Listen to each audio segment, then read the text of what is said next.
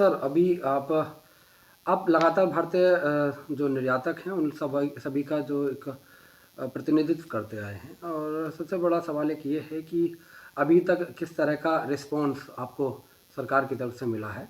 सबसे पहला सवाल मेरा यह है कि आखिरकार आपने जो अभी सीतारमण जी से मुलाकात की थी उसके बाद में किस तरह का रिस्पॉन्स आपको मिल रहा है। सबसे पहला सवाल। देखिए, निर्मला सीतारमण जी से जो हमारी भेंट हुई थी 45 दिन की एमएसएमई के अंतर्गत पेमेंट की बाध्यता को लेकर, वो एक बहुत अच्छे माहौल में हुई थी। और जैसे जैसे ये 31 मार्च की डेट करीब आती जा रही है, निर्यातकों में बेचैनी बढ़ती चली जा रही है कि क्या होगा क्या होगा क्या होगा। और संपूर्ण भारत के निर्यातक और हम सब चिंतित हैं इस विषय को लेकर।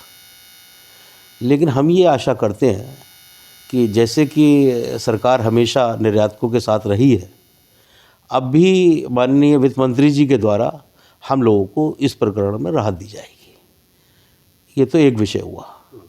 इसमें सबसे महत्वपूर्ण विषय यह है कि जैसे कि हम जानते हैं कि लघु उद्योग भारती एक भारतीय संगठन है जिसकी शाखा मुरादाबाद में भी है और ये गवर्नमेंट की एक संस्था है।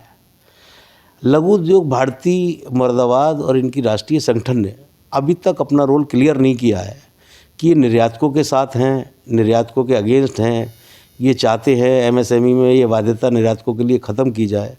तो मैं आपके चैनल के माध्यम से ये कहना चाहता हूँ कि लघु उद्योग भारती को अपना रोल स्पष्ट करना चाहिए कि वो किसके साथ है, क्योंकि जब तक स्पष्ट नहीं करेंगे तो पता नहीं लगेगा। सारे भारत के निर्यातक इसके अगेंस्ट हैं।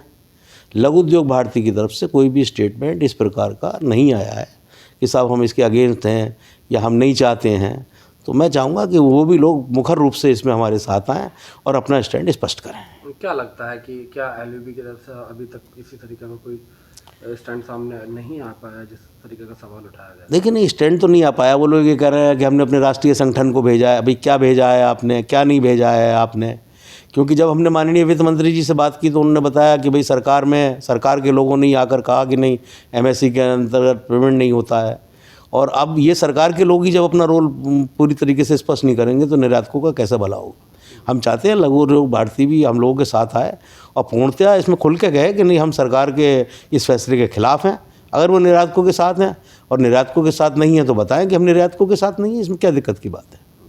ये अब उधर ईपीसीएच के सीओ चुनाव को लेकर लगातार खबरें आ रही हैं, कब तक माने, किस तरह का रणनीति रहेगी? देखिए, ये जो चुनाव को लेकर खबरें आ रही हैं ये सब भ्रामक खबरें हैं। ईपीसीएच का चुनाव गवर्नमेंट की गाइडलाइन के हिसाब से होना है। गवर्नमेंट की गाइडलाइन जब आ जाएंगी तब ईपीसीएच का चुनाव होगा। हम लोग ये चाहते हैं कि जो भी गवर्नमेंट की नई गाइडलाइंस आएँ उनके अनुरूप ये चुनाव हो। हम सदा सरकार के साथ हैं, सरकार के फैसलों के साथ हैं। हम जब भी सरकार की ये गाइडलाइंस आएंगी कि चुनाव इस प्रकार से हो, हम लोग चुनाव में जाएंगे। ये तो बड़ा स्पष्ट है। अभी चुनाव होगा नहीं होगा, कब होगा, ये बड़ी जल्दबाजी की बातें हैं। जब सरकार की गाइडलाइन आ जाएंगी तब इस चुनाव के विषय में कुछ बोला जाएगा। अच्छा, जिस तरीके से देखा जा रहा है कि लगातार प्रत्याशियों के नाम सामने आ रहे हैं, उसको किस तरीके से देखते हैं? देखिए, पूर्व प्रत्याशियों के नाम तो हमेशा से आते रहे हैं। भाई ये होता है कि कभी भी जब भी चुनाव डिक्लेयर होंगे तो ये हमारे प्रत्याशी होंगे, तो वो कोई ऐसी बात नहीं है, बड़ी बात नहीं है। ये जल्दबाजी की बात है कि चुनाव कब होंगे, लेकिन जब तक चुनाव डिक्लेयर ना हो जाए जब तक इस विषय में कुछ भी कहना गलत है। सरकार की गाइडलाइन आ जाए, हम मांग करते हैं कि भाई ईपीसीएस से ही मांग करते हैं कि सरकार की नई गाइडलाइन के हिसाब से चुनाव होने चाहिए और सब लोगों को चुनाव में भागीदार बनना चाहिए।